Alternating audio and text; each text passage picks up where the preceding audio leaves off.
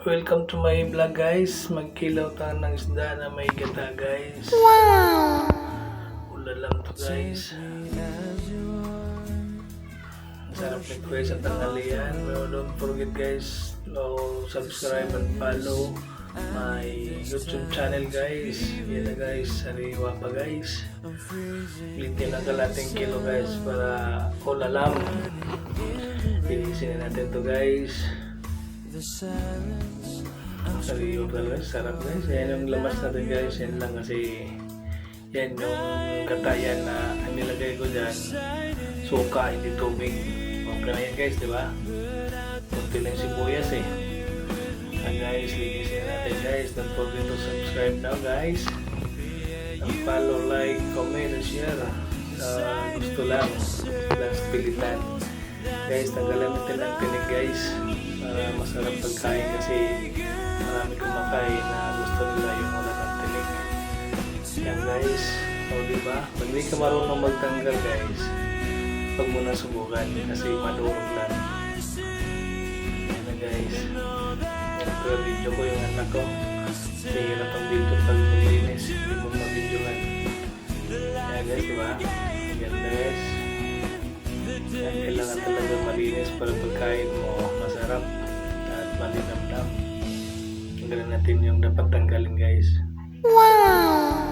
Diba guys? Masarap yan. Tapos na yung tanggalin guys, i-wire naman natin guys. Kasi para yung iba kasi pag kumain sila, nakakano daw na kita-kita pa yung isda. So yung mga Tagalog guys na puyusog lang. Kailangan iwain. Pero yung mga ulo na yan, hindi lang kumakain at babanat yan guys.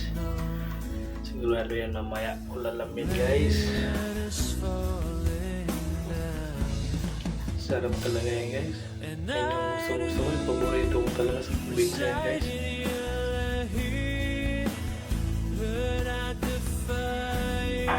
Sinsya na guys sa inyo guys yan. Ganyan talaga. Nagre-renta lang. Guys, yung gata na yan, may timpla na yan, may lamas na yan, may sili. Lahat ng ingredients guys, nandiyan na guys. Sarap yan. Napatakam na ako guys. Di pa rin lagay yung masarap na may timpla yan. Kinamay ko na yan guys kasi hirap matapon guys eh. Kulit na ilagay yan natin malaki. Malinis yung kamay ko guys kasi mayroon pa.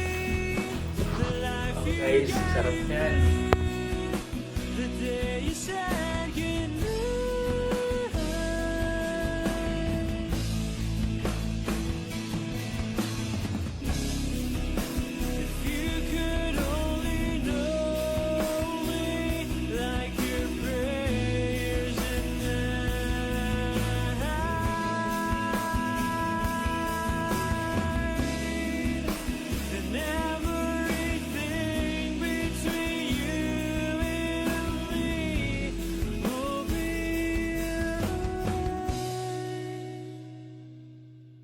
To be so I gotta be in all that I say.